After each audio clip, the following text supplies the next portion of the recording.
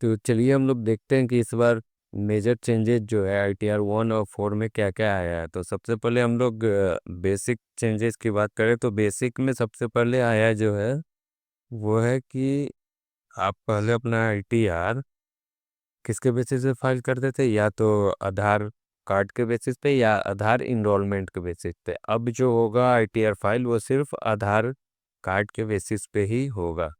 पहले क्या होता था कि आधार इनरोलमेंट पे भी हो जाता था, अब इनरोलमेंट पे नहीं होगा। फर्स्ट बेसिक चेंजेस तो ये है। सेकेंड अगर बात किया जाए ITR 1 और 4 से रिलेटेड चेंजेस का, तो दूसरा चेंजेस जो है वो है कि पहले जो ITR 1 और ITR 4 में LTCE से रिलेटेड कोई भी इनकम शो नहीं होता था।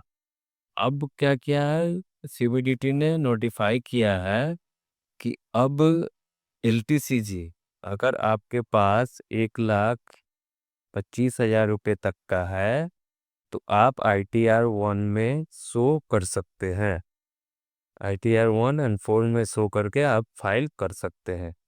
पहले क्या था कि आपको अगर LTCG है तो उसके लिए आपको ITR 2 फाइल करना पड़ता था। दूसरा मेजर चेंजेज ये है। तीसरा चेंज तीसरा चेंजेस की बात किया जाए, तीसरा चेंजेस क्या है कि प्रिजम्पटिव बेसिस जो ITR 4 में प्रिजम्पटिव बेसिस पे पहले टैक्स का कैलकुलेशन होता था। प्रिजम्पटिव उसमें क्या था कि अगर आपके पास बिजनेस है तो बिजनेस के केस में 2 करोड़ का था कि उस पे आप या तो 6 या 8% के हिसाब से, अगर आपका पूरा ट्रांजेक्शन ऑनलाइन है तो आप उसको 6% के हिसाब से टैक्स कैलकुलेट करिएगा। अगर कैश में है तो आपको 8% के हिसाब से उसका इनकम मान लेना और उस पर टैक्स कैलकुलेट करना है। और सर्विस के केस में क्या होता था कि 50 लाख रुपए तक आपको मतलब प्रिजम्पटिव बेसिस में मान लिया जाता था। अब गवर्नमेंट इसको बढ़ाकर क्या कर दिया है, बिजनेस के केस में 3 लाख, बिजनेस के केस में 3 लाख नहीं 3 करोड़, और सर्विस के केस में 75 लाख का लिमिट कर दिया। तो दूसरा मेजर चेंजेस ये हो गया, बेसिक को छोड़ दिया जाए तो। तीसरा का बात किया जाए तो स्कोप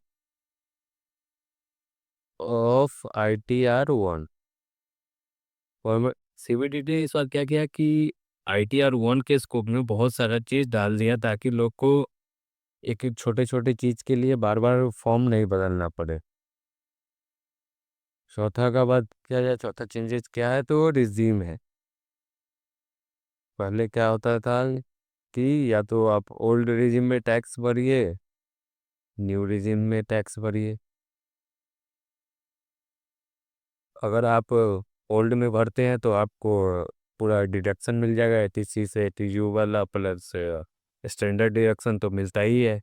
न्यू टैक्स रिजीम के अंदर आपको कोई डिडक्शन नहीं मिलेगा, कुछ लिमिटेड है जो मिल पाएगा, मगर इसके अंदर टैक्स का रेट जो है वो अलग तरीके से। पहले जो था कि वो 2.5 लाख तक नील था, 2.5 से 5 का बात किया जाए तो 5% था। वही 5 से 10 लाख का बात किया जाए तो 10-20% था। 10 से ऊपर का बात किया जाए तो खैर 31% था।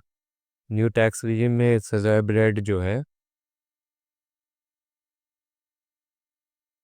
न्यू टैक्स रिजिम के अंदर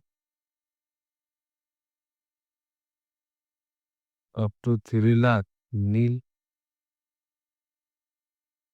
3 to 7 मतलब 4 लाख पे 5% के हिसाब से।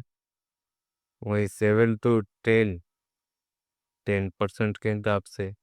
ये टैक्स का कैलकुलेशन इस तरीके से न्यू टैक्स रिजिम के अंदर होगा।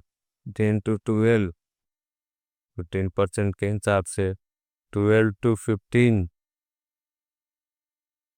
20% के हिसाब से। एगो 15 लाख 30% के हिसाब से। तो गवर्नमेंट ने क्या किया कि रेट ऑफ टैक्स कम किया। तो वहाँ आपका जो भी पहले डिडक्शन या खर्चे ये सब मिलते थे उसको गवर्नमेंट ने पूरी तरीके से ख़त्म कर दिया। और नेक्स्ट चेंजेस का बात किया जाए तो नेक्स्ट चेंजेस जो है वो है फॉर्म 10 IEA। ये फॉर्म का रिक्वायरमेंट कहाँ होता है? जब आप न्यू रिजीम से ओल्ड में जाते हैं। अभी न्यू टैक्स रिजीम जो है new tax regime by default है, मतलब ऑटोमेटिक है। अगर आपको इसको स्विच करना है तो उसके लिए आपको 10 IEA फॉर्म सबमिट करना पड़ेगा। नेक्स्ट चेंजेस का बात किया जाए तो 80C से 80U तक जो पहले हम लोग डिडक्शन या खर्चे का क्लेम करते थे चैप्टर 6 के अंदर, उसके लिए गवर्नमेंट ने जनरली क्या होता था कि लोग 80C के अंदर LIC को लेके फेक क्लेम करता था। अब गवर्नमेंट ने एक नया रूल है जिसके अंदर या तो आपको पॉलिसी नंबर बताना है, किस कंपनी से लिए हैं, कंपनी का नाम, कौन पॉलिसी कंपनी है, ये सारा चीज़ आपको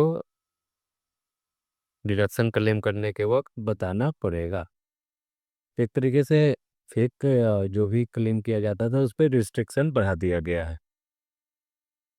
एक फॉरेन रिटायरमेंट बेनिफिट करके एक अकाउंट होता था जो जो कि फॉरेन में रहता है, जनरली केस में ये अप्लीकेबल होता नहीं है, उसका भी 89A के अंदर आपको बताना पड़ेगा।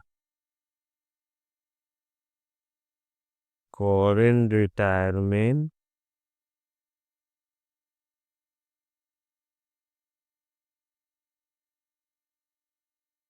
Retirement account.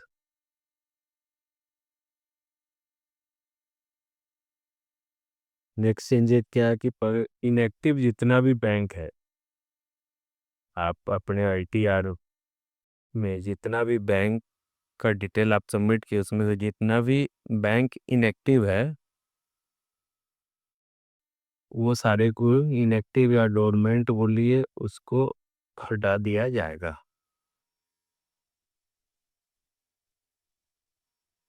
नेक्स्ट चेंजेस जो है बताया गया है,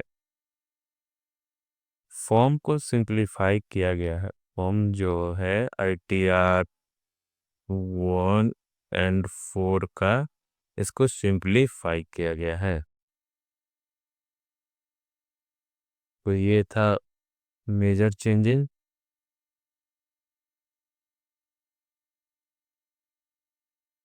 ITR 1 और 4 के रिगार्डिंग। तो आप लोग फाइनेंस ज्ञान